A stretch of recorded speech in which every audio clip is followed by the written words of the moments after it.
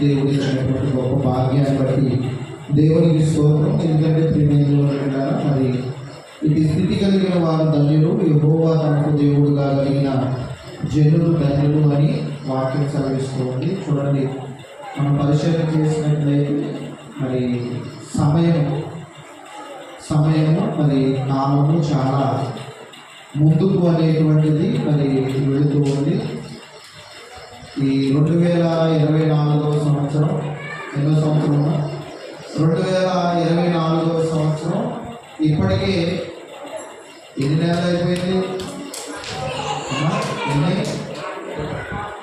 6 నెలలు. ఇంకా ఒక వారం ఉంటే 7 నెలలు కూడా అయిపోయాయి. చూడండి, ఈ సంవత్సరంలో ఎక్కువ శాతం అయిపోయింది.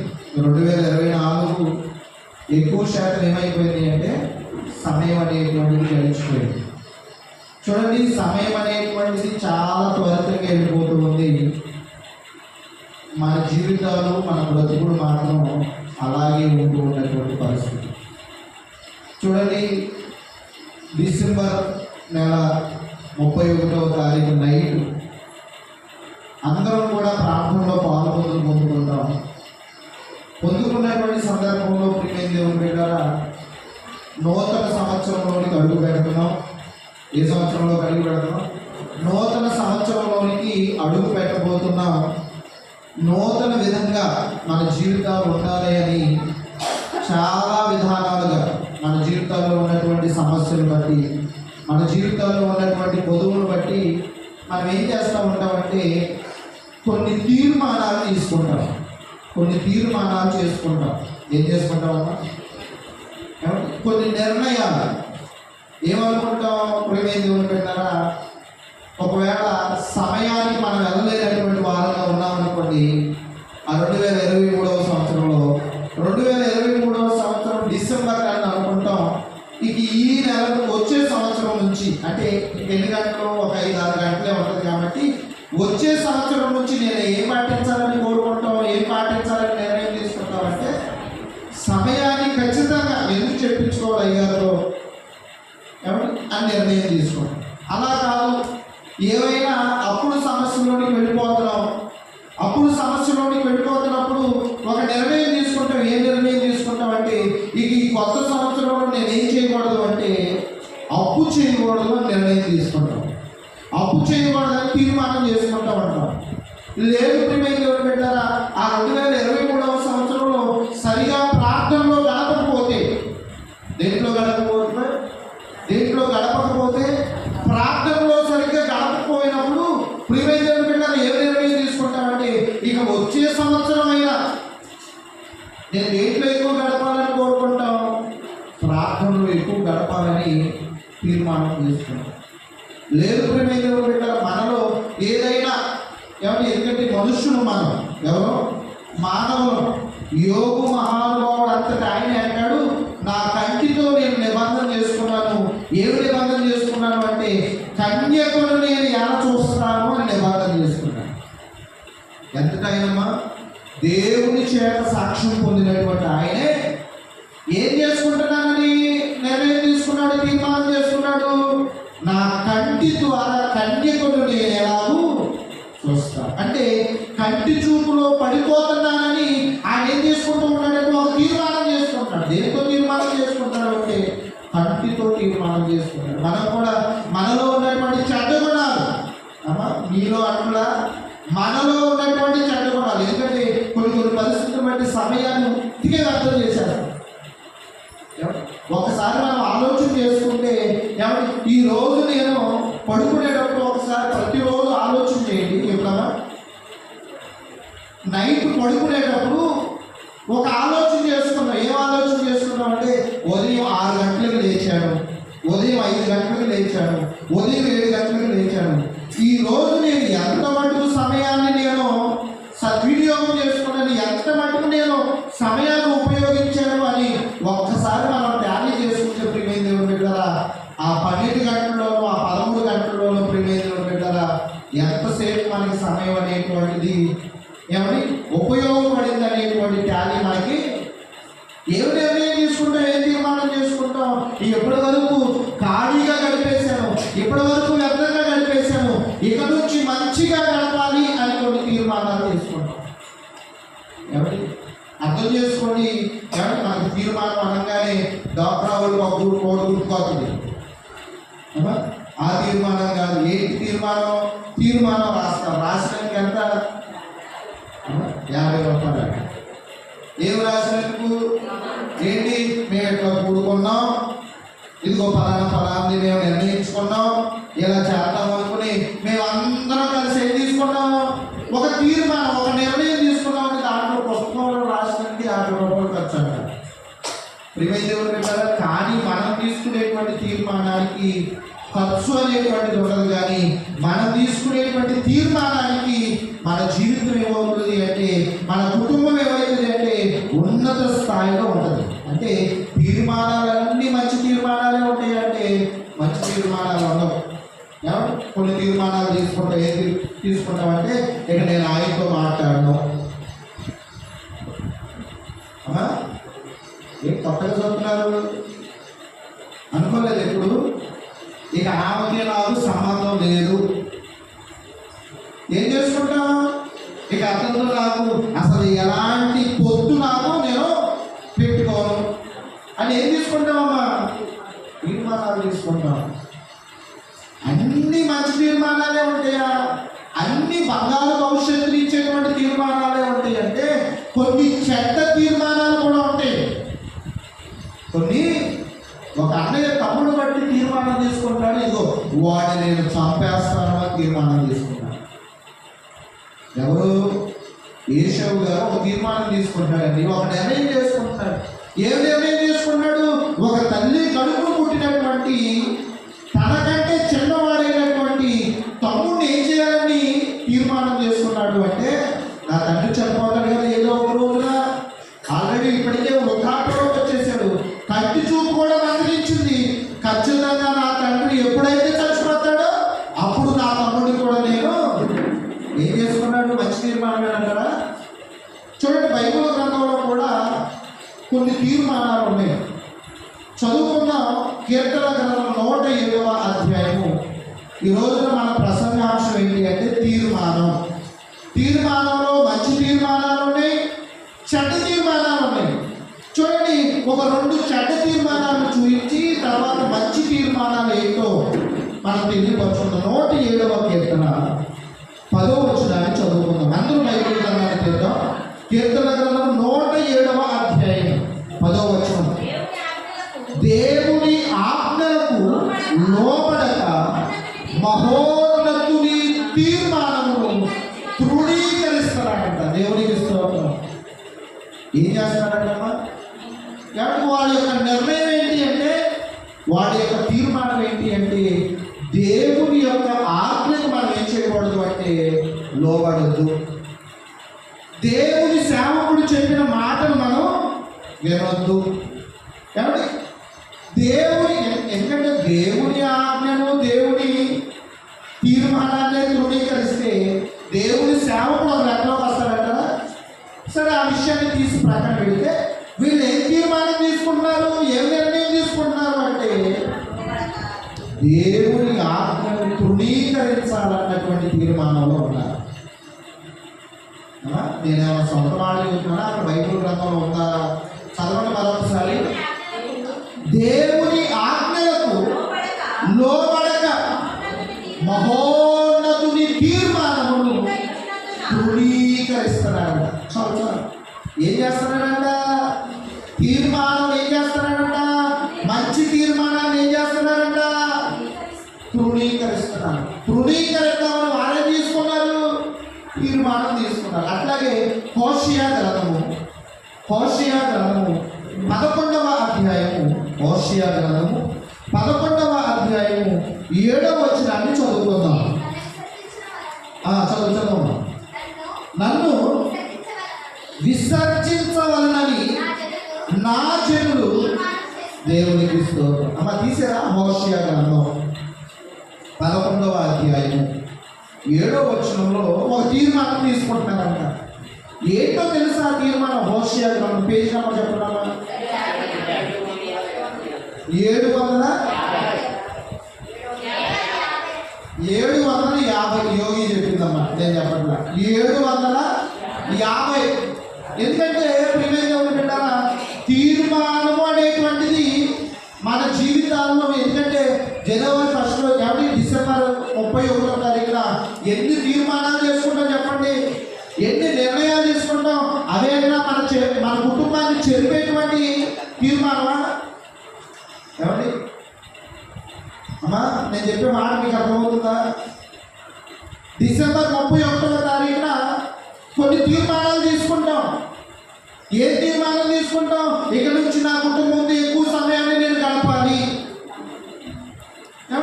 ఏ తీర్మానం తీసుకుంటాం? ఇక నుంచి నేను డబ్బు వ్యర్థంగా ఖర్చు పెట్టకూడదు. ఏ తీర్మానం తీసుకుంటాం? ఇక నుంచి చెడు సహవాసాలు నేను చేయను. ఏ తీర్మానం తీసుకుంటాం? ఇక నుంచి ఎక్కువ సమయం దేవుడిలో నేను గడుపుతాను. మంచి తీర్మానాలు అంటారా, చెడ్డ తీర్మానాలు అంటారా? మంచి నిర్ణయాలు అంటారా, చెడ్డ నిర్ణయాలు అంటారా? ఇక్కడంటే కొంతమంది ఒక నిర్ణయం తీసుకుంటున్నారంట, ఒక తీర్మానం తీసుకుంటున్నారంట. మొట్టమొదటిగా ఏమో దేవుని మాటకు మేము లోబడం అన్నటువంటి తీర్మానం తీసుకున్నారు. వారి కుటుంబాలు, వారి జీవితాలు బాగుపడతాయి అంటారా? రెండవది ప్రియమైన ఇంకొక అడుగు ముందుకేసి ఎవరిని కూడా విసర్జిస్తున్నారంట. యెహోవాను విసర్జిస్తాము. దేవుడు మాకు అక్కర్లేదు, దేవుడు మాకు ప్రియమైన బిడ్డలారా మాకేమీ అవసరం లేదు, మా జీవితంలో దేవుడొద్దు మాకు అని క్రైస్తవులే, దేవుడిని తెలుసుకున్నటువంటి వారే, ప్రార్థనకి వెళ్ళేటువంటి వారే, పాటలు పాడేటువంటి వారే, వాక్యం చదివేటువంటి వారే, ప్రార్థన చేసుకునేటువంటి వారే, వారికి వచ్చినటువంటి కొన్ని పరిస్థితులను బట్టి మరొకసారి చదవడం మాట. ఎవరిని విసర్జించాలనంట? ఎవరిని విసర్జించాలంటే దేవుణ్ణి విసర్జించాలని తీర్మానం చేసుకున్నారంట. ఎవరిని విసర్జించాలని? ఈ ఉదయకాల సమయంలో జ్ఞాపకం చేసుకున్నాం. దేవుని మాటను విసర్జించేటువంటి వారుగా కొంతమంది ఉంటే, కొంతమంది అయితే దేవుడే మాకొద్దు, దేవుడే మాకొద్దు అని తీర్మానం తీసుకునేటువంటి వారు కొంతమంది ఉన్నారు. ఈ ఉదయకాల సమయంలో జ్ఞాపకం చేసుకోవాలి. ఒకనొక రోజు రాబోతుంది, ఆ రోజున ప్రియమైన దేవుని బిడ్డలారా ఇలా కూడుకునేటువంటి పరిస్థితి మనకు ఉండకపోవచ్చు. ఆల్రెడీ కరోనా టైంలో మనం చూసామా ఎంత మదనపడినటువంటి పరిస్థితి. మందిరానికి వెళ్ళాలని ఆశ ఉంది, కానీ మందిరం ఏం చేయరు, పెట్టరు. మందిరం పెడితే ప్రియమైన దేవుని బిడ్డలారా ఏమండి, ఒకవేళ కరోనా స్ప్రెడ్ అయ్యిందేమో, ఆ పరిస్థితులు మనందరం కూడా ఏం చేసామంటే చూసాం. కానీ జ్ఞాపకం చేసుకోండి, కొన్ని తీర్మానాలు తీసుకుంటూ ఉన్నాం. ఆ తీర్మానాలు, ఆ నిర్ణయాలు మన జీవితానికి ప్రయోజనకరమైనటువంటివిగా ఉంటున్నాయా, అపకారాన్ని తలపెట్టేటువంటివిగా ఉంటున్నాయా? ఎవరి నువ్వు ఏ నిర్ణయం తీసుకున్నా, ఏ తీర్మానం తీసుకున్నా మన జీవితాలకు ఉపయోగపడేటువంటివిగా ఉండాలి. మన తర్వాత మన కుటుంబానికి. ఎవరి తర్వాత ఒక అన్నయ్య తమ్ముడు చంపుదాం అన్నటువంటి తీర్మానం మంచి తీర్మానమే అంటారా? చూడండి, బైబిల్ గ్రంథంలో ఒక ఆయన తీర్మానం తీసుకుంటాడండి. మనందరికీ తెలుసు దావీదు గారు. ఆయన ఏ తీర్మానం తీసుకుంటాడు అంటే, మనకులాగా ఈ రీతిగా ప్రార్థనకు ఒక చోటను కూడుకునేటువంటి పరిస్థితి ఆనాడు ఉన్నటువంటి ఇశ్రాయేలు ప్రజలు లేదు. అమ్మా, అందరూ తలలు పైకి చూడండి, నేను తర్వాత వాక్యాన్ని రెఫరెన్స్ తెలియపరుస్తాను. దేవునికి స్తోత్రం, దేవునికి స్తోత్రం. అమ్మా, మనందరం ఎక్కడ కూర్చున్నాం? దేవుడు ఇచ్చినటువంటి ఒక మందిరంలో మనందరం కూడుకుని మనం ఏం చేస్తున్నామంటే, ఇప్పటి వరకు పాటలు పాడాం, ఉత్తర ప్రత్యుత్తరాలు చదివాం, ప్రార్థన చేసాం. ఇప్పుడు దేంట్లో వెళ్తున్నాం? దేవుని మాటలు మనం వినేటువంటి స్థితిలో చక్కగా. వర్షం వచ్చిందనుకోండి, తడుస్తామా? వర్షం వస్తే తడుస్తామా? ఎండేస్తే ఎండకు మనమా మాడిపోతామా? ప్రివేజన్ చూడండి, ఒక చక్కటి షెల్టర్ అనేటువంటిది మనకు ఉంది. ఉందా లేదా మనం? ఎందుకంటే ఈ పై తప్పు లేనప్పుడు ప్రివేజన్ బిడ్డ స్నానం తీసినప్పుడు ఎన్ని తిప్పబడ్డాం అనుభవం లేదు. ఎందుకంటే 9ంటికి వచ్చేవాడు, అక్కడ నుంచి చదువుకుండేవాడు రమేష్ గారు. గారు బజార్లో, అవతాల బజార్లో, పుష్పక్కల బజార్లో 9ంటికి వచ్చేవాడిని. సండే స్కూల్ లేదు, ఏం లేదు అప్పుడు. ఆ 4 నెలలు 4 నెలలో 6 నెలలో పట్టింది. వచ్చేవాళ్ళం. వచ్చి ప్రియమైన తాటి బొక్కలు ఉండేవి. ఏం బొక్కలు ఉండేవా? తాటి బొక్కలు ఉండేవి. ఆ బొక్కలు ఇద్దరు చెరువుకి మోసుకొచ్చి ఆ పిల్లలు అట్లా 3 పిల్లలు వేసి మరలా సిపాయి పెట్టేసుకుని అది ఎక్కి ఒక పట్ట కట్టేవాడు. కప్పితే ఆ పట్ట ఉండేదా పాత తయారు ప్రియమైన పిల్లలు ఏటో పట్ట ఏమయ్యేది, ఒక పక్కన ఊడిపోయేది. మళ్ళీ జనాలు వచ్చిన తర్వాత సిపాయి పెట్టేసుకుని ఎక్కే అవకాశం ఉంటుందంటే అవకాశం ఉంది. అవి మళ్ళీ అయిపోయిన తర్వాత లాగుతుంటే ఆ తాటి బొత్తలో ఉన్నటువంటి ఈయనలు చేతుల్లో కూర్చుకునేది. ఏమయ్యా చూడండి, ఒకప్పుడు ఇలా కూర్చునేటువంటి పరిస్థితి లేదు. ఏమంటే చక్కగా కింద సాఫ్ట్గా ఉంది. అప్పుడు ఎక్కడ ఉండేదంటే గతుకులు గతుకులు కుర్చీలో కూర్చున్న వాళ్ళకి ఇబ్బంది ఉండేది కాదు, కానీ కింద కూర్చున్న వాళ్ళు అటానా ఇటానా. ఎందుకంటే కింద కూర్చుకుంటూ ఉండే చక్కగా ఎవరి ఒక నివాస యోగ్యమైనటువంటి ఒక చక్కగా ఒక ఫెసిలిటీని దేవుడు మనకి అనుగ్రహించాడు. కానీ ఆనాడు ఉన్నటువంటి ఇశ్రాయేలు ప్రజలకు ఇలా కూర్చునేటువంటి పరిస్థితి లేదు. ఒకవేళ వర్షం వస్తుంది అనుకోండి, ఇవాళ వర్షం వస్తుందిగా ఏమండి ఆరాధన అనేటువంటిది క్యాన్సిల్. ఏదన్నా ప్రతికూల పరిస్థితి వచ్చింది అనుకోండి, ఆ రోజున ప్రార్థన అనేటువంటిది జరిగేది. ఈ పరిస్థితులన్నింటినీ చూసినటువంటి దావీదు గారు ఒక తీర్మానం చేసుకున్నాడండి.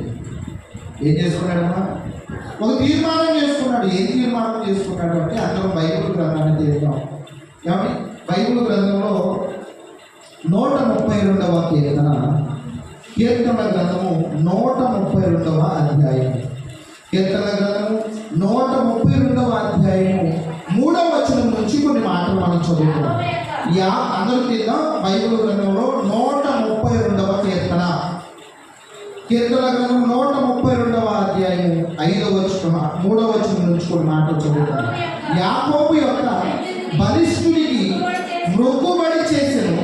ఎట్లనగా యెహోవాకు నేనొక స్థలము చూచు వరకు, యాకోబు యొక్క బలిష్ఠుడికి ఒక నివాస స్థలం నేను చూచు వరకు నా వాస స్థానమైన గుడారంలో నేను ప్రవేశింపను. నేను పరుటు మనసు ఎక్కను. నా కన్నులకు నిద్ర రానియను. నా కనురెప్పలకు కునుకుపాటు రానియను. అమ్మా ఏం తీర్మానం చేసుకుంటాడు తెలుసా? దేవునికి ఒక స్థలాన్ని నేను ఏర్పాటు చేయాలి. దేవుని కొరకు ఒక మందిరాన్ని నేను ఏర్పాటు చేయాలి. అది ఏర్పాటు చేసేటువంటి వరకు, అది ఏర్పాటు అయ్యేటువంటి వరకు నేను ఎక్కడ ప్రవేశించిన తీర్మానం తీసుకున్నాడు. ఎక్కడ ప్రవేశించని? ఇంటిలోనికి ప్రవేశించిన తీర్మానం తీసుకున్నాడు. అంత మాత్రం కాదు ప్రియమైన దేవుని బిడ్డలారా, తన పరుపు ఎక్కడని తీర్మానం చేసుకున్నాడు. అంత మాత్రం కాదు, నా కంటికి దావీదుకు శాశ్వత కృప చూపించినట్టు నాకు కూడా చూపించాయి అంటే మనకేమో అవకాశం ఉంటే ఏం చేయలేకపోతున్నామంటే చాలామంది ప్రార్థనలో గడపలేదు. కానీ దావీదు తీర్మానం ఎలా ఉందంటే, ఎవరి తీర్మానం? ఎవరి నిర్ణయం? దావీదు గారి యొక్క నిర్ణయం ఎట్లా ఉన్నాయి అంటే ప్రియమైన దేవుని కొరకు ఒక మందిరం. ఎందుకంటే దేవునికి మందిరం ఏర్పాటు చేస్తే తన కుటుంబం ఏమన్నా లబ్ధి పొందిద్దా? ఏమండి అర్థం చేసుకోండి. దేవునికి మందిరాన్ని ఏర్పాటు చేస్తే తన కుటుంబానికి ఏమన్నా లక్షలు వచ్చి పడతాయా? దేవుని కొరకు మందిరాన్ని కడితే ఎవరు ప్రయోజనం పొందుతారు చెప్పండి? ఎవరు ప్రయోజనం పొందుతారు? అక్కడ ఉన్నటువంటి ప్రజలందరూ కూడా ఏం పొందుకుంటారు అంటే అది మంచి తీర్మానం అంటారా, చెడ్డ తీర్మానం అంటారా? అందుకని దేవుడు అంటాడు, దావీదు నాకు శాశ్వతమైన కృపను నేను. ఎందుకంటే మనం తీసుకునేటువంటి నిర్ణయాలే, మనం చేసుకునేటువంటి తీర్మానాలే మనల్ని ఏం చేస్తాయి అంటే ఉన్నతమైనటువంటి స్థానానికి తీసుకెళ్తాయి. ఎందుకంటే ఆయన ఒక చిన్న మంద అప్పగించబడింది. ఎవరికి? దావీదు గారికి ఒక చిన్న గొర్రెల మంద. ఎందుకంటే మనకి కుటుంబంలో ఒక ముగ్గురిని అప్పగించాడు దేవుడు, లేకపోతే కుటుంబంలో ఒక నలుగురిని అప్పగించాడు దేవుడు. ఆ కుటుంబంలో అప్పగించినటువంటి ముగ్గురునే కానీ, ఆ కుటుంబంలో అప్పగించినటువంటి నలుగురునే కానీ మనం సరిగ్గా ఏం చేయలేనటువంటి పరిస్థితి అంటే పట్టించుకున్నటువంటి పరిస్థితి, ఏం చేయలేనటువంటి పరిస్థితి అమ్మా. ఎందుకంటే మనం అంటాం ఏంటమ్మా మారట్లేదేంటి అంటే ప్రిమేదేవుల మీద మనం ఎన్నో సాకులు చెబుతాం ఎవరి మీద. కానీ ఏ రోజునైనా ప్రార్థన చేసినటువంటి సందర్భాలు ఉన్నాయా మారనటువంటి వ్యక్తి గురించి చెప్పడానికి అందరం చెబుతాను చెప్పమ్మా. నేను కూడా చాలా మంది చెబుతాను, అమ్మ ప్రార్థనకు రండి, అయ్యా ప్రార్థనకు రండి అని నేను కూడా చాలా మాటలు చెబుతాను. మాటలు చెప్పే నేనేం చేసేవాడిగా ఉండాలి అంటే చెప్పిన నేను వారి వరకు ఒక సమయాన్ని కేటాయించి, అమ్మ అర్థం చేసుకోండి, ఒక సమయాన్ని కేటాయించి వారి వరకు ఏం చేయాలి, ప్రార్థన చేయాలండి. వారి వరకు ఏం చేయాలి, కానీ మనం ఏం చేస్తున్నాం అంటే ఒక పనే చేస్తున్నాం, రెండో పని ఏం చేయట్లేదు అంటే చేయదు. ఆ ఒక పని ఏంటంటే చెప్పడానికి చెబుతున్నాం, కానీ వారి వరకు మాత్రం మనం ఏం చేయట్లేదు అంటే ప్రార్థించలేదు. దేవుడు మనకి ఎవరి ఒక కుటుంబాన్ని అప్పగించాడు, దాని యొక్క బాధ్యతలు ఎవరి అయి ఉన్నాయంటే భార్యగా, భర్తగా, కుమారులుగా, కుమార్తెలుగా ఎవరి మీద ఉండవలసినటువంటి బాధ్యతలు వారి మీద ఉన్నాయి. మనం ఏం చేయలేకపోతున్నామంటే కుమారుడు నిర్వర్తించవలసినటువంటి బాధ్యత కుమారుడు నిర్వర్తించలేకపోతున్నాడు, తండ్రి నిర్వర్తించవలసినటువంటి బాధ్యత తండ్రి నిర్వర్తించలేకపోతున్నాడు, కుమార్తె నిర్వర్తించవలసిన బాధ్యత కుమార్తె నిర్వర్తించలేదు, తల్లి నిర్వర్తించవలసినటువంటి బాధ్యత తల్లి. అంటే దేవుడు మనకు అప్పగించినటువంటి ఆ చిన్న కుటుంబాన్ని మనం ఏం చేసుకోలేకపోతున్నామంటే రక్షించుకోలేకపోతున్నాం. దేవుడు దావీదు గారికి ప్రియమైన దేవుడు బిడ్డగా ఒక చిన్న మందని ఏర్పాటు చేశాడు. చిన్న మంద పెద్ద మంద, చిన్న మందని ఏర్పాటు చేసినప్పుడు దావీదు గారు ఆ యొక్క మంద దావీదు గారికి అప్పగించబడినప్పుడే ఒక తీర్మానం తీసుకున్నాడు. ఏ తీర్మానం తీసుకున్నాడు అంటే నా ప్రాణం పోయినా పర్వాలేదు, వీటిలో ఒక్కదాని ప్రాణం కూడా ఏమవకూడదు అంటే. చూడండి, దేవుడు మనలో ఉన్నటువంటి నమ్మకత్వాన్ని చూస్తాడు.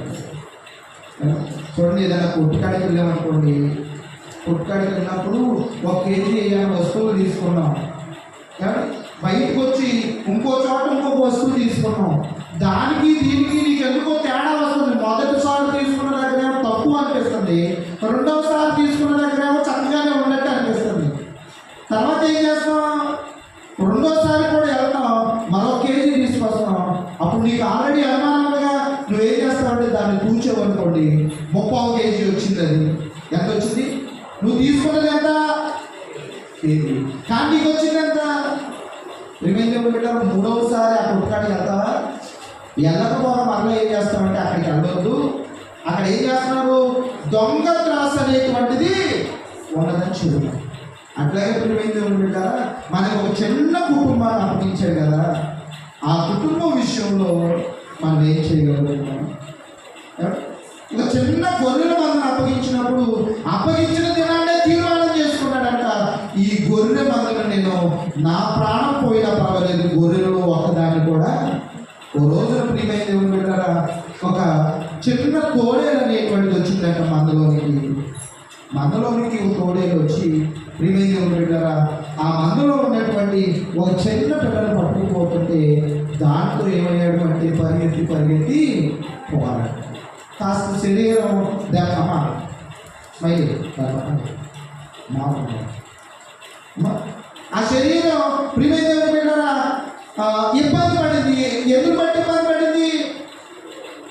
ఇబ్బంది పడింది, పోతే పోయిందని అనుకోవచ్చు కదా. తర్వాత ఇందులో ఇంకొక 3 కంటది కదా గొర్రె, వదిలిపెట్టేశాడా. దెబ్బలు తగిలిన ఇబ్బంది కలిగిన ఆ గొర్రె పిల్లలు విడిచిపెట్టడానికి మాత్రం ఇష్టపడాలి. తర్వాత కొన్నాళ్ళకి ప్రియమైన దేవుని పిల్లలు ఎలుగుబంటి, భయంకరమైనటువంటి ఎలుగుబంటి. ఆ ఎలుగుబంటి ఏం చేస్తుందో మనందరికీ తెలుసు. 2 ఎలుగుబంట్లు వచ్చి 42 మంది మనుషులు చేసిందట. అంటే ఒక్కొక్క ఏడుగు బట్టి ఎంత బలం ఉంది అక్కడ సందర్భంలో జ్ఞాపకం చేసుకుంటే 21 మందిని చంపగలిగినటువంటి బలం అని. ఆ బలమును కూడా దేవుడు ప్రియమైన దేవుడు బిడ్డలారా ఈయన ఏం తీర్మానం చేసుకున్నాడు, ఈ మందను నేను కాపాడాలి, ప్రాణాన్ని తెగించి కూడా ఎలుగు బంటితో పోరాడి తన మందను ఏం చేసుకున్నాడు అంటే ప్రియమైన దేవుడు బిడ్డలారా మూడవసారి సింహం అనేటువంటిది వచ్చింది. సింహం ఎలాంటిదో మనందరికీ తెలిసింది. పెద్ద పెద్ద జంతువులను కూడా వేటాడగలిగింది సింహం. ఒక్క పంజాతో కొడితే అసలు ఎందుకు పనికిరాడండి దావీదు గారు. సింహాన్ని చూసి భయపడలేదు, సింహాన్ని చూసి బెదిరిపోలేదు. ఎందుకంటే ఆయన తీసుకున్నటువంటి తీర్మానం ఏంటి అంటే నాకు అప్పగింపబడినటువంటి దాన్ని నేను కాపాడుతున్నాను. ప్రాణానికి తీర్చి సింహంతో కూడా పోరాడాడు. తన మందను మిక్కిలి కొంచెంలో నమ్మకంగా ఉన్నవాడు ఎక్కువలో కూడా దేవుడు ఈ 3 సందర్భాలను చూశాడండి. ఏం చూశాడు? ఎక్కడున్నాడు దావీదు గారు? వాస్తవానికి ప్రియమైన గారు పొద్దున్నే లేకుండా ఒక కట్ట తీస్తాడు. ఆ కట్ట పక్కన పెట్టి ఒక పొలుగు కట్ట తీసి, పొలుకట్ట తెలుసా? పొలుగు కట్ట అంటే చీపురు కట్ట పెద్దది. మనకి ఇక్కడ పక్కన స్థలంలో ముడుతో పెద్ద పెద్ద మాటలు వాటిని ఎండబెట్టి ఏం చేస్తారంటే పెద్ద చీపురుగా పొలుగు కట్ట అంటారు దాన్ని పట్టుకొని ప్రియమైన పెట్టరా ఆ గొర్రెలు వెళ్ళినటువంటి వ్యర్థాన్ని అంతటినీ కూడా ఊడ్చి, ఎంత సువాసన అవుతుంది కదా, సువాసన అవుతుందా, దాన్ని అంతటినీ తట్టుకుని ప్రియమైన పెట్టిన దాన్ని శుభ్రపరిచి ఎక్కడున్నాడో అయినా వాస్తవానికి రోజు లెగిస్తే వేడి మొహంటాడా అమ్మా, దూరం సరే ఇక అది నీ విజ్ఞతకే వదిలేస్తాం. రోజు లేకనే దేవుడి మొహం చూడాలి. పదాగా లేపేవాడు మా సరే లేకరా లేకరా లేకరా, మా అమ్మకు బాగాలేదు లేకరా, మా అమ్మకు బాగాలేదు, మా అమ్మకు బాగానప్పుడల్లా పేడకాలు నేనేం చేయాలి. ఒక్కోసారి తీర్థ ఉంటే ఏత్త ఉంది, ఎంత హాయిగా ఉంటుంది కదా. రోజు లేకనే ఏటి మొహం చూడాలమ్మా, ఏటి మొహం చూసేది ఎక్కడున్నాడు? జాగ్రత్త ప్రియమైన దేవుడు గారు మిక్కిలి కొంచెంలో నమ్మకంగా ఉన్నవాడు అధికంలో కూడా. దేవుడు ఒక గొర్రె విషయంలోనే దావీదు గారు అంత తీర్మానం తీసుకుంటే దేవుడు నీకు 3 అప్పగించాడు కుటుంబంలో, దేవుడు నీకు 2 అప్పగించాడు కుటుంబంలో. వారి విషయంలో మనం ఎలా ఉంటున్నాం? నిర్లక్ష్య దూరంగా ఉంటున్నాను. చెబుతున్నానండి, వెనట్లేదు చెప్పడం అందరూ చెబుతారండి, చెప్పరా? టీవీలో కూడా చెబుతారు, లేకపోతే ఆ మందు బాటల మీద కూడా ఉంటుంది. ఏమున్నది? నేను తాగబాటయ్యా, మద్యము ఆరోగ్యానికి చెబితే ఇదే రకాల మనం 34 సంవత్సరాలండి. ఎన్ని సంవత్సరాలు? 34 సంవత్సరాలు ఎద్దుల కుమారుడు త్రాగాడు. ఎప్పుడో 2016 సంవత్సరంలో మరణించాడు ఆ వ్యక్తి. ఎన్నో సంవత్సరంలో మరణించాలి?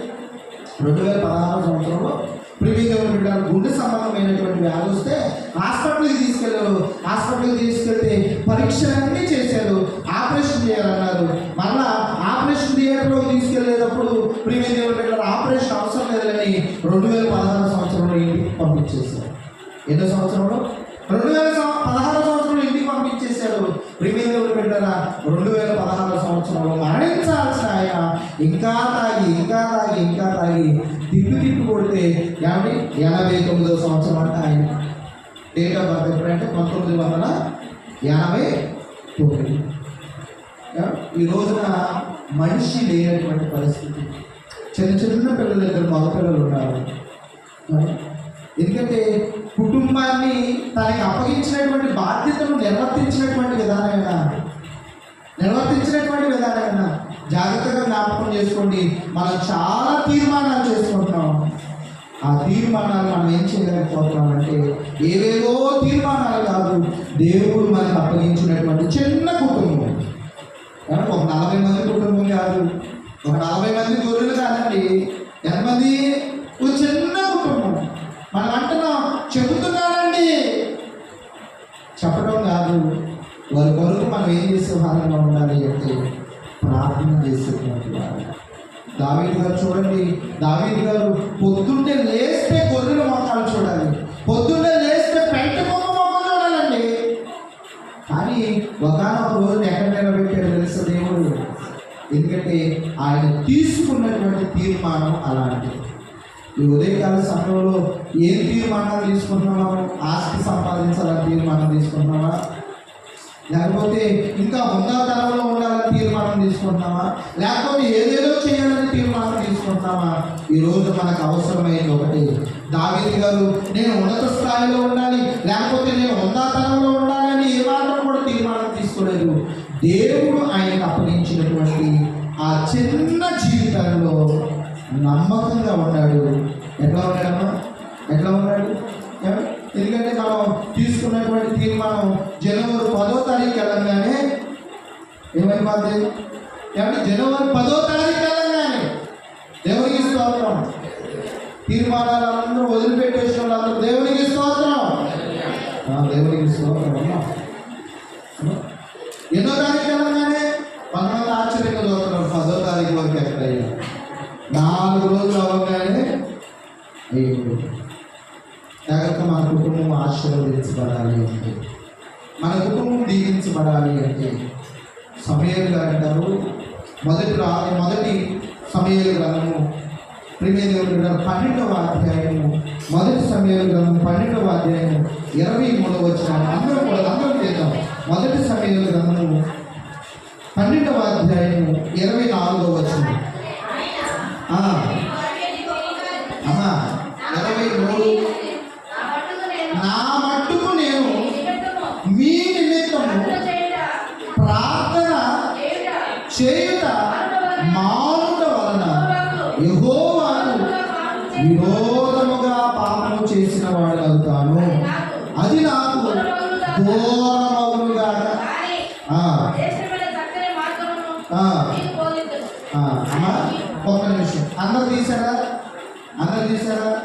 మొదటి సమూయేలు గ్రంథము 1వ అధ్యాయము మొదటి సమూయేలు గ్రంథము 12వ అధ్యాయము 23వ వచనంలో ఒకసారి మీ బైబిల్ గ్రంథాన్ని మీరు అందరూ కూడా తీయండి. మొదటి సమూయేలు గ్రంథము 12వ అధ్యాయము 23వ వచనంలో, నా మట్టుకు నేను మీ నిమిత్తము ప్రార్థన చేయుట మానుట వలన యెహోవాకు ఏమని ఏం చేయడం మానదేనంట. అయ్యగారు అంటాడు, అమ్మ వాక్యం చదివిన వాళ్ళు చెయ్యాలి, ఎందుకంటే చదివినా వెళ్తామా? వాక్యం చదివిన వాళ్ళు ఉంటే చెయ్యాలని అంటాడు. సరే, దేవునికి తీసుకోవాలి. ప్రార్థన చేసిన వాళ్ళు చేయాలని అంటే ఎంతమంది వెతుకోవాలి చెప్పండి? ఇక్కడ అంటాడు, ప్రియమైన దేవుని బిడ్డలారా, నా మట్టుకు నేను మీ నిమిత్తము ప్రార్థన చేయనియడలా. ఎందుకంటే సమూయేలు గారికి ఒక దేశం అప్పగించబడింది. ఏం అప్పగించబడిందమ్మా? ఏమంటే ఆ దేశం వరకు ప్రార్థన చేయాలి. ఏంటి ఆయన బాధ్యత? అమ్మా, కుటుంబంలో తండ్రి బాధ్యత ఏంటి? పోషింపజేయాలి. తల్లి బాధ్యత ఏంటి? కుటుంబాన్ని నడిపించాలి. బిడ్డల బాధ్యత ఏంటి? ఏమంటే తల్లిదండ్రుల మాట వినాలి, తల్లిదండ్రులకు విధేయులుగా, అవి బాధ్యతలేనా? ఇక్కడ సేవకుల బాధ్యత కూడా ఏంటంటే ఏమంటే సంఘము కొరకు ఇక్కడ రాయబడినటువంటి మాట, నా మట్టుకు నేను ఇదిగో మీ నిమిత్తము ప్రార్థన చేయని ఎడల యెహోవాకు విరోధముగా పాపము చేసిన వాడు అవుతాను, అది నాకు. ఏం నిర్ణయం తీసుకున్నాడు ఈయన? ఏం నిర్ణయం తీసుకున్నాడండి? ప్రార్థన చేయాలి. ప్రార్థన చేయని రోజులు ఏదో పాపం చేసిన వాడిని. పాపం అంటే ఏదో వ్యభిచారం చేయటమో, దొంగతనం చేయటమో, హత్య చేయటమో కాదు పాపం అంటే. అమ్మా, ఏం చేయటం అంటే ఏమిటి? పాపం అంటే అమ్మో పాపం పాపం పాపం అంటాం. ఏంటి పాపం అంటే? రేపు సోమవారం ఒకవేళ ఆ రోజు మనం ప్రార్థన చేయలేదు, మనకు అప్పగించబడినటువంటి కుటుంబం నిమిత్తం, ఆ రోజు ఏం చేసినట్టు తెలుసా? వాక్య ప్రకారంగా అంతేనమ్మా? నిజంగానేనా? లేకపోతే నేను మళ్ళీ అనుకుంటాడు, బాధపడతాడు పాస్టర్ గారు, చిన్నోడు పాస్టర్ గారు బాధపడితే బాగాలే అని తలవుతున్నారా? ఇక్కడ రాయబడినటువంటి వాక్య ప్రకారంగా ఏమని ఇక్కడ ఒక సేవకునికి సంఘాన్ని ఏర్పాటు చేశాడు దేవుడు, దేశాన్ని ఇచ్చాడు దేవుడు. వారి కొరకు ప్రార్థన చేయకపోతే ఏమైనట్టంట? నీకు నాకు కూడా అప్పగించాడమ్మా. సంఘం తీసి పక్కన పెడితే ఒక కుటుంబాన్ని అప్పగించాడు. కుటుంబం వరకు ప్రార్థన చేయకపోతే ఈ మాట ప్రకారంగా ఏం చేసిన వాళ్ళు అవుతామంట? నా మాటలు అర్థమవుతున్నాయా మీకు? అమ్మా తలదించుకున్న వాళ్ళందరూ నా మాటలు అర్థమవుతున్నాయా? మనం కనుక మనకు అప్పగించబడినటువంటి కుటుంబం కొరకు సోమవారం ప్రార్థన చేసాం, దేవునికి స్తోత్రం. మంగళవారం ప్రార్థన చేసాం, దేవునికి స్తోత్రం. బుధవారం చేసాం, గురువారం చేసాం. శనివారానికి వచ్చేవాటికి ఎట్టగో రేపు చేస్తాం కానీ శనివారం చేయలేం మనం. ఆ రోజు ఏం చేసిన వారం అవుతామో తెలుసా? వ్యభిచారమే చేయాల్సిన పాపం అంటే. ఎందుకంటే మనం చిన్న చిన్న విషయాలు ఏమైపోతున్నామంటే మిస్ అయిపోతున్నాం. ఏమవుతున్నామమ్మా? చిన్న చిన్న విషయాలు ఏమవుతున్నామంటే మిస్ అయిపోతున్నామండి. ఈరోజు జ్ఞాపకం చేసుకోవాలి, దేవుడు మనకు అప్పగించినటువంటి కుటుంబం కొరకు ఏం చేయాలంట? ఏం తీసుకున్నాం? ఏం తీసుకున్నామమ్మా? ఏం తీసుకున్నాం? ఏం తీసుకున్నాం? అది నాకు దూరం కాదు. ఏది?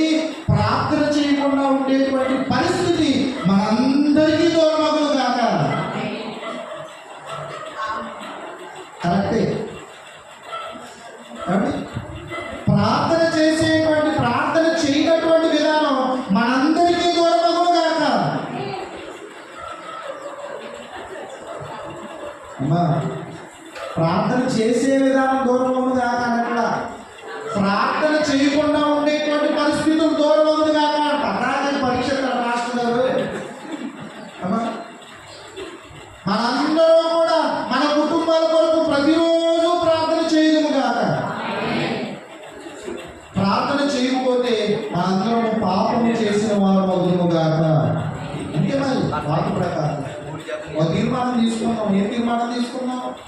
నువ్వు గంట చేస్తావు, అరగంట చేస్తావు, 5 నిమిషాలు అంటే అందరం చేస్తాం. 5 నిమిషాలు ప్రార్థన సరిపోతాం. మన కుటుంబానికి పిల్లలు కలెక్టర్ అవ్వాలి, పిల్లలు డాక్టర్ అవ్వాలి, సరిపోతా? లాంగ్ టర్మ్కేమో అంతంత సమయానికి వచ్చేస్తాం, ప్రార్థనకి ఏం చేయలేకపోతున్నాం. ఒక ఆయన తీర్మానం తీసుకుంటాడు, గుంపులుగా పంపించేస్తాడండి. ఒక నదిని దాటిస్తాడు, ఎగ్రేపు రేవులు దాటిస్తాడు, గుంపులుగా పంపించేసి ప్రార్థన చేస్తూ ఉంటాడు. ఎట్లా ప్రార్థన చేస్తాడు తెలుసా? మనం ప్రార్థన చేస్తుంటే ప్రార్థనని ఒక అరగంట ప్రార్థన కంటిన్యూగా చేస్తే లేచి 4-5 సార్లు తిరిగేవాళ్ళు ఉంటాం. నేనే తిరుగుతాను మొదటిగా. ఇక ఆడవాళ్ళ విషయానికి వస్తే ఎదరికి వేస్తాం. నేనేస్తాం? దేవుడు అందుకే ముసుగు వేయాలని చెప్పాడు అనుకుంటా. ఏమేస్తాం? ఎదరికి చక్కగా ముసుగు వేస్తాం. ఇక్కడ వరకు ఉంటే పర్వాలా, అది కాస్త ఎక్కడికి దిగింది. ఇక ఆమె ఏం చేస్తుందో తెలియదు, ప్రార్థన చేస్తుందో తెలియదు, దర్శనం చదువుతుందో. దేవుడు మనందరినీ కూడా దీవించను కదా. ఎందుకంటే మాకు కొడుకునే యాక్యం లేదు, ఎందుకంటే మాకేం లేదు. పైన ముసుగు లేక మేము ఏం చేస్తామంటే 2-3 సార్లు బయటికి వాంకెళ్ళి వస్తాం. ఇది అరగంట ప్రార్థన. మీకేం కోపించాడంటే దేవుడు చక్కగా ముసుగు అనేటువంటి వరాన్ని ఇచ్చాడు. ఆ ముసుగు అనేటువంటి వరాన్ని చాలా చక్కగా ఉపయోగించుకుంటా ఉంటాం మనం. కానీ యాకోబు గారు ప్రియమైన దేవుని బిడ్డలారా అటు ఇటు తిరగటం కాదు, యాకోబు గారు ముసుగు వేసుకోవటం కాదు, కానీ మోకరించి ప్రార్థన చేస్తూ ఉన్నాడు. 12 అయిపోయింది, 1 గంట అయిపోయింది, పగలు కదన్నా, 3 అయిపోయింది, 4 అయిపోయింది. ఈ సార్లే వదిలయ్యా అంటున్నాడు. ఈ సార్లే ఆయన ఏం తీర్మానం చేసుకున్నాడంటే, ఈరోజు దేవుడు నా బ్రతుకు మార్చే వరకు నేను ఆయన్ని వదలను అంటాం కదా. తాడో పేడో తేలిపోవాలి, ఆడుదో నాదో ఆవలో నాదే వల్ల బతుకు బయటపడిపోవాలని కొన్ని తీర్మానాలు తీసుకుంటాం కదా. ఈయన కూడా ఒక తీర్మానం తీసుకుంటాడండి. అట్లాంటి తీర్మానం కాదు, తాడో పేడో తేలిపోవాలన్న తీర్మానం కాదు. ఇదిగో నా పైన పడినటువంటి నింద, నా పైన పడినటువంటి, నా మీద వస్తున్నటువంటి అవమానాలు, ఇదిగో మోసగాడిని మోసగాడిని మోసగాడిని మోసగాడు అంటున్నారు. నా బ్రతుకు మారాలి అంటే నేను ఒక తీర్మానం తీసుకోవాలి. నా భవిష్యత్తు మారాలి అంటే ఒక తీర్మానం తీసుకోవాలి. నా కుటుంబ చరిత్ర మారాలి అంటే ఇకనైనా నేను మాదేవాడిగా ఉండాలని ఒక తీర్మానం తీసుకుని ప్రార్థన చేస్తా ఉన్నాడండి. చాలు బాబోయ్ నీ ప్రార్థన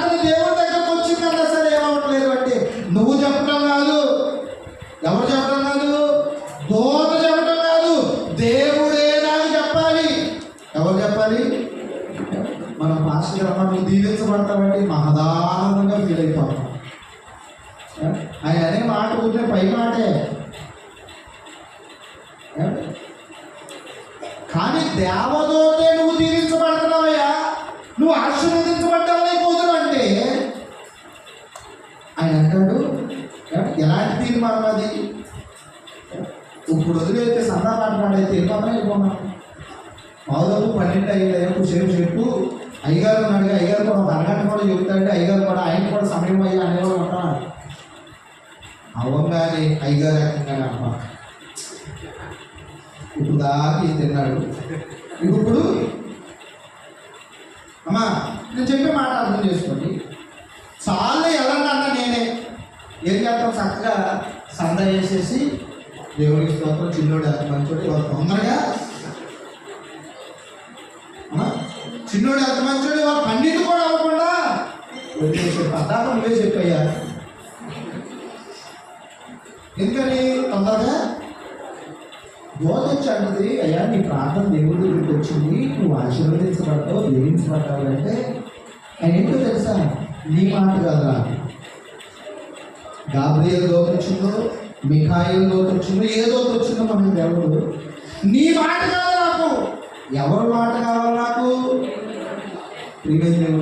పెరుగులాడాడట, మనిషితో పెరుగులాడాడు. దేంట్లో పెరుగులాడాడట? ప్రార్థనలో ఉండి ఉండి ఉండి ఉండి ఉండి ఉండి ఉండి తొడ ఊడి ఒలిసిందంట, అంటే కుంటుదా నడిచాడట. ఏమండి ఇదంతా ఏమైపోయిందంట, మొద్దు మారిపోయిందంట అండి. దేంట్లో ఉండి దేంట్లో ఉన్నా ఎలాంటి తీర్మానం? బ్రతుకు మారటం కాదు, కుటుంబాలు మారటం కాదు. కాబట్టి ఈ రోజు కూడా ప్రియమైన దేవుని బిడ్డలు ఆ రోజు చేసినటువంటి ప్రార్థన ఒక శక్తివంతమైనటువంటి దేశంగా మారడానికి ఉపయోగపడుతుంది. ఎందుకంటే ఒక తీర్మానం ఇది యాడ్ వచ్చి బాగా ఐడెంటిఫై అయింది. And idea can change your life. ఒక ఐడియా, ఒక ఆలోచన మీ జీవితాన్ని, నేనంటాను ప్రియమైన దేవుని బిడ్డలా, ఒక తీర్మానం మన భవిష్యత్తును మార్చగలరు. దేవునికి స్తోత్రం. వేరే తరాలు, ఒక తరం కాదండి, ఒక తరం కాదు. ఒక తరమా? యాకోబు తీసుకున్నటువంటి నిర్ణయం, యాకోబు గారు తీసుకున్నటువంటి తీర్మానం ఒక్క తరానికి ఉపయోగపడిందా? టిల్డే ఈ రోజు కూడా ఏమవుతుందంటే ఆ తీర్మానం పని చేస్తుంది. మరి నువ్వేం నిర్ణయం తీసుకుంటావు, నేనేం నిర్ణయం తీసుకుంటాను, ఇక చాలే, ఇక అయిపోయింది, ఎంతసేపు గడుపుతాం దేవుడి మందిరంలో అనుకుంటామేమో. తెల్లవారు కాళ్ళు తిమ్మిళ్ళే ఎక్కినాయో, పురుగులే వచ్చినాయో, పాములే వచ్చినాయో, కదలను కూడా కదలలేదండి. అందుకే ఒక బలమైన దేశంగా ఆ దేశం ఏమైంది అంటే మార్చాలి. ఒక్క ఆయన చేసిన కారణం ఈ రోజున దేవుడు ఆయనకు అప్పగించినటువంటి చిన్న కుటుంబంలో నమ్మకంగా ఉన్నాడు. ఈరోజు దేవుడు మనకు అప్పగించినటువంటి చిన్న కుటుంబంలో మనం నమ్మకంగా ఉంటే మన బిడ్డలు దీవించబడతారు, వారి బిడ్డలు దీవించబడతారు, వారి వారి వారి వారి వారి వారి బిడ్డలు మనం లేకపోవచ్చు, కానీ మన సంతానం అంతా కూడా ఏం చేయబడుతుంది అంటే ఆశీర్వదించబడదు కాక.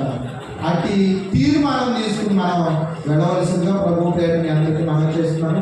ఇది మాటలు దేవుడు దీవించిన శ్రద్ధ మీ అందరికీ అయ్యారు కూడా ఒకసారి వాడుతున్నాను.